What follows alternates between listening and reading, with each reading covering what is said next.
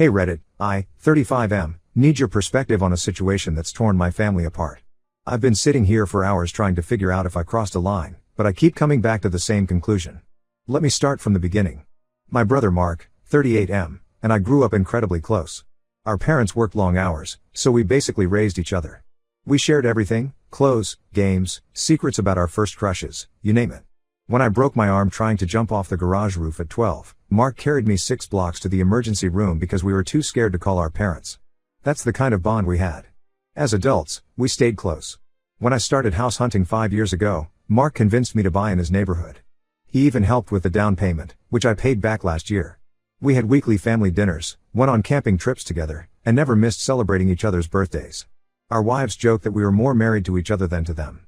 I met my wife Sarah, 33F, 7 years ago at the Daily Grind, this tiny coffee shop where she worked while finishing her psychology degree. She had this habit of drawing little cartoons on my coffee cups, and I kept coming back hoping to make her smile. Mark was my wingman through the whole thing. He helped me plan elaborate date ideas and even practiced my proposal speech with me. Sarah and Mark's wife Rachel, 37F, clicked instantly. They both loved true crime podcasts and spent hours theorizing about cold cases. Rachel practically lived at our house during Sarah's pregnancy scare last year, bringing her weird herbal teas and distracting her with stories from her job as a high school counselor. Their daughter Emma, 22F, was the sweetest kid growing up. She called me Uncle Teddy because I once dressed up as a bear for her 6th birthday party and the name stuck.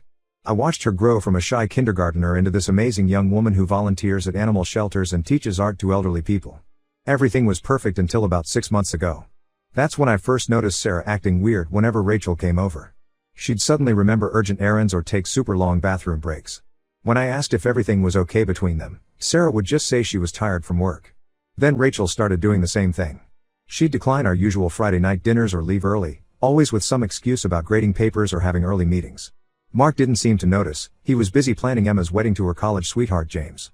The truth came out on a random Tuesday. I came home early because a client canceled, and found Sarah sobbing in our bedroom. She could barely get the words out at first.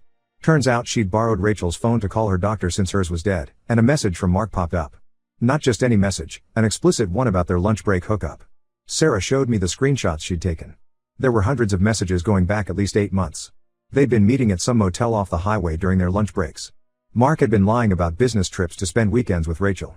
They had inside jokes about fooling their spouses and talked about running away together once Emma's wedding was over. I felt like I was going to throw up. This was my brother, the guy who gave this big speech at my wedding about loyalty and family values. The same brother who organized a surprise anniversary party for Rachel just 3 months ago, standing there talking about their perfect marriage while secretly planning to leave her. I drove straight to Mark's office. His secretary tried to stop me, saying he was in a meeting, but I barged in anyway. He was actually on his phone, probably texting Rachel. When I showed him the screenshots, his face went white. He started rambling about how it wasn't what it looked like, then switched to begging me not to tell Rachel when he realized I had proof. Mark swore it was just a fling that got out of hand. He said he'd end things with Rachel immediately, that he just needed time to figure out how to handle it without hurting anyone. I wanted to punch him. Like he hadn't already hurt everyone? But I gave him 2 weeks to come clean to Rachel. I thought he'd do the right thing. 2 weeks turned into 3, then 4. The wedding was getting closer, and Mark was still playing happy families while sneaking around with Rachel. I wrestled with what to do. Emma was so excited about her wedding. She'd been planning it since she was a kid, and Mark was supposed to walk her down the aisle. The wedding day started beautifully. Emma looked amazing in her dress, and seeing her so happy made me question my plan to expose everything. But then Mark got up to give his speech. He talked about how marriage meant always being honest with each other, about the importance of loyalty and trust. He even shed a few tears talking about his perfect marriage to Rachel. I couldn't take it anymore. The hypocrisy was too much. After he finished, I stood up and asked to say a few words. Rachel was beaming, probably thinking I was going to share some cute story about Mark as a dad. Instead, I pulled out my phone and started reading their messages out loud. The silence in the room was deafening. Rachel's face crumpled as she realized what she was hearing. Emma ran out crying, with James running after her. Mark tried to play it off as a joke at first, then lunged at me when I kept reading. It took 3 of our cousins to hold him back. Rachel just sat there, staring at nothing while everyone around her exploded into chaos. Sarah's friend tried to deny everything, claiming I was making it up because I was jealous of Mark's success. But Rachel had already seen the truth in Mark's face. The wedding reception ended right there. Half the guests left immediately, while the other half stuck around arguing about whether I was right to expose everything. Emma hasn't spoken to either of her parents since then. Rachel packed a bag and went to stay with her sister. Mark's been calling me non-stop, leaving increasingly threatening voicemails about how I've ruined his life. So Reddit, I need to know, Ida, for choosing that moment to expose the affair? Should I have waited until after Emma's wedding? Everyone keeps saying there was a better way to handle it, but watching Mark stand there lying about marriage and loyalty, I just couldn't stay quiet anymore. Update 1: I didn't expect to be updating this so soon, but things have spiraled way beyond what I imagined. The day after Emma's wedding, Mark showed up at my house at 6 a.m., pounding on the door and screaming my name. I was already awake, who could sleep after everything that happened? Sarah called the police while I tried talking to him through the door. He was completely unhinged, yelling about how I'd destroyed his family and ruined Emma's special day. The police came and warned him about trespassing, but that was just the beginning.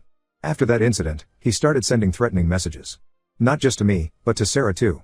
He blamed her for taking the screenshots, saying she should have minded her own business. That's when I decided to install security cameras around our house. Turns out that was a smart move. 3 days after the wedding incident, Mark showed up again. This time, he was calmer, which honestly made him scarier. The cameras caught everything. He walked up to our front door, looked straight into the camera, and said he was going to make me pay for humiliating him. He talked about how he knew my routine, where I got coffee, which gym I used. The implications were clear. I sent the footage to Rachel's lawyer immediately. She'd already filed for divorce and was seeking a restraining order. The video of Mark threatening me helped her case significantly. The lawyers said Mark's behavior showed a pattern of intimidation that strengthened Rachel's position.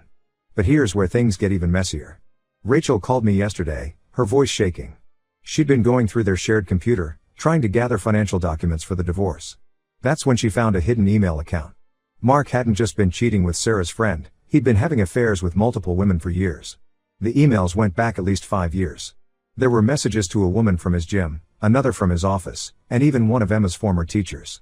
Each conversation followed the same pattern. He'd complain about his unhappy marriage, promise to leave Rachel, then ghost them when they got too demanding. Rachel forwarded everything to her lawyer. She was devastated but said she felt oddly relieved. She'd sometimes suspected something was off but always pushed those thoughts away. Mark was so good at playing the devoted husband that she'd convinced herself she was being paranoid. Emma finally broke her silence and called me. She'd been staying with her new husband's family, trying to process everything. She told me something that made my blood boil. Apparently, she'd been having doubts about getting married. Not because of James, he's a great guy. But she'd seen some things that made her question whether she could trust anyone enough for marriage. Mark had spent hours convincing her she was being paranoid. He used his own marriage as an example, telling her about how trust and communication were the foundations of his relationship with Rachel. Emma said she almost called off the wedding 3 times, but Mark's advice convinced her to go through with it. Then Sarah's friend showed up at our house. She was crying, mascara running down her face, begging Sarah to forgive her. She claimed Mark had manipulated her, said he was trapped in a loveless marriage and needed her support.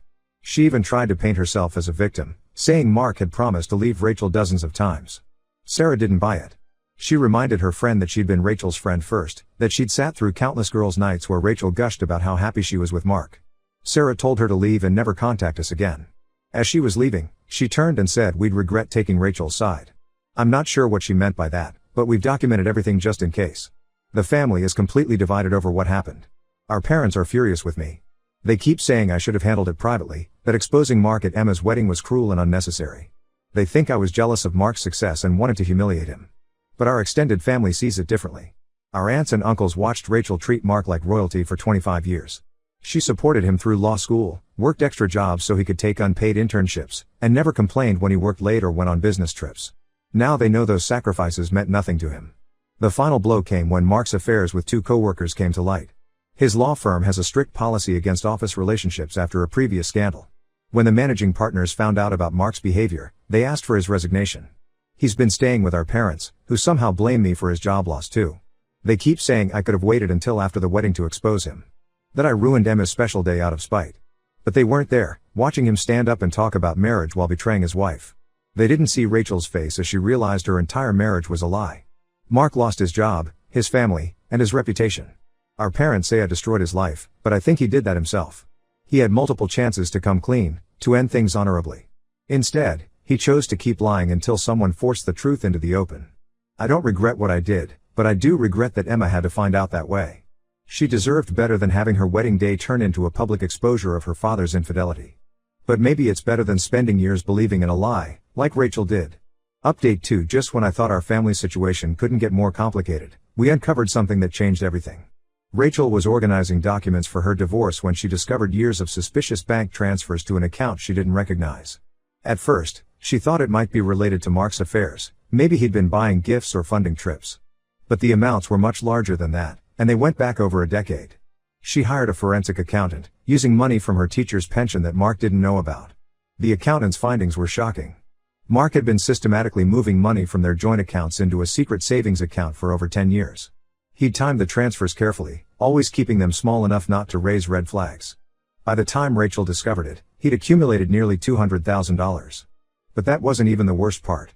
Rachel's parents had left her a substantial inheritance when they passed away 5 years ago. Most of it was specifically designated for Emma's education. They'd been educators themselves and wanted to ensure their granddaughter could attend any college she chose without worrying about debt. Mark convinced Rachel to let him manage the inheritance, claiming his experience as a lawyer made him better equipped to handle investments. He showed her fake statements every month, claiming he was growing the money through smart investments. In reality, he'd been stealing from it piece by piece. Emma was devastated when she found out. She and James had taken out significant loans to cover their wedding because Mark claimed the college fund had been depleted due to market crashes and poor investment returns. She'd worked 2 jobs during college to cover expenses, believing they were struggling financially. The truth came out during a family dinner at our parents' house. Mark wasn't there, he's still not welcome at family gatherings. Emma broke down crying when Rachel explained what the forensic accountant had found. Our parents, who'd been defending Mark until then, finally fell silent. Turns out they'd co-signed some of Emma's student loans, believing Mark's story about the depleted college fund. Now they're potentially on the hook for those payments, and their retirement savings can't cover it. Dad tried calling Mark to demand an explanation, but he stopped answering their calls too. Rachel's lawyer is pursuing criminal charges for financial fraud. The evidence is clear. Mark didn't just steal from his wife, he stole from his daughter's future. The forensic accountant found emails where Mark discussed his exit strategy with a financial advisor, planning how to hide money for years before making his escape. Emma went through their old family photos last week, crying as she looked at pictures from vacations and celebrations. She said she kept thinking about how her dad was planning to abandon them even in those happy moments. How he smiled for the camera while secretly stealing her college money. Our extended family has completely turned against Mark now. Even our cousin, who's known for staying neutral in family disputes, said he hopes Mark faces jail time. The sense of betrayal isn't just about the affairs anymore, it's about the calculated way he deceived everyone for years. I found out yesterday that Mark's been badmouthing me to mutual friends, claiming I exposed his affair because I was jealous of his success. But now those same friends are calling to apologize, saying they understand why I couldn't stay quiet. The truth about the stolen money changed everything. Rachel's doing better, focusing on rebuilding her life. She's selling their house, too many memories, and looking for a fresh start. Emma and James are living in a small apartment, both working extra hours to cover their loans. They've refused any help from the family, saying they need to do this themselves. The whole situation still feels surreal. I keep thinking about all those family dinners where Mark lectured us about financial responsibility and hard work. How he criticized me for taking risks with my small business while he was secretly stealing from his own daughter. Our parents finally stopped defending him, but they're still processing their own guilt. Mom keeps saying she should have noticed something was wrong. Dad's going through old conversations, trying to spot the signs he missed. But Mark was always good at hiding things, that's how he got away with it for so long. Update 3. This is my final update on the family situation. After everything that happened with Mark, I made the difficult decision to go completely no contact. Not just with him, but with anyone who still tries to defend his actions or make excuses for him. He's shown absolutely no remorse for what he did.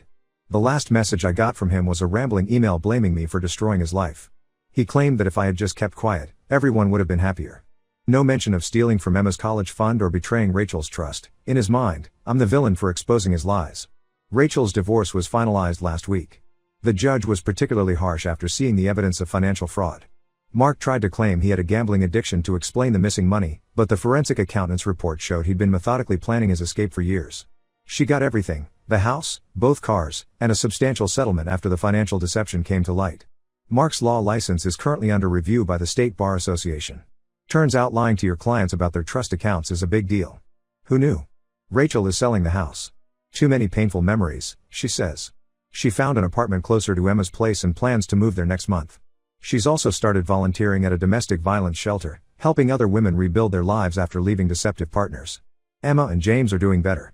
They're focused on building their life together, and she's started therapy to work through her trust issues. Last week, she told me that while she wishes the truth had come out differently, she's glad she knows who her father really is. It helps her understand why she always felt something was off in their family dynamic. Our parents are still struggling to accept everything. Mom tries to update me about Mark sometimes, how he's living in a small apartment, looking for work, trying to make amends. But when I ask if he's paid back any of the money he stole or apologized to Emma, she changes the subject. Sarah ended her friendship with Rachel. Not because she blames her for anything, but because there are too many painful memories attached. They tried meeting for coffee last month, but spent the whole time crying about how Mark had manipulated everyone. Mark's former friend from the law firm reached out recently. Apparently, Mark's been telling people that I fabricated everything because I was jealous of his success. When I showed him the forensic accountant's report, he was shocked. He's been warning other law firms in the area about Mark's behavior. As for me, I've lost a brother but gained clarity. Sometimes doing the right thing costs you relationships, but I sleep better knowing I didn't help hide his betrayal. Emma hugged me last week and thanked me for being the only adult who didn't lie to her. That meant more than any relationship with Mark. Our family gatherings are smaller now, but more genuine. No more pretending everything's perfect when it isn't. No more overlooking red flags to keep the peace. It's hard, but it's real. They say the truth sets you free, but they don't mention how much it hurts first. Still, watching Emma and Rachel rebuild their lives without Mark's lies hanging over them makes it worth it. Sometimes the hardest choices are the right ones. I don't plan to post any more updates. Our family is moving forward, focusing on healing rather than dwelling on Mark's betrayal. Thank you to everyone who supported us through this journey.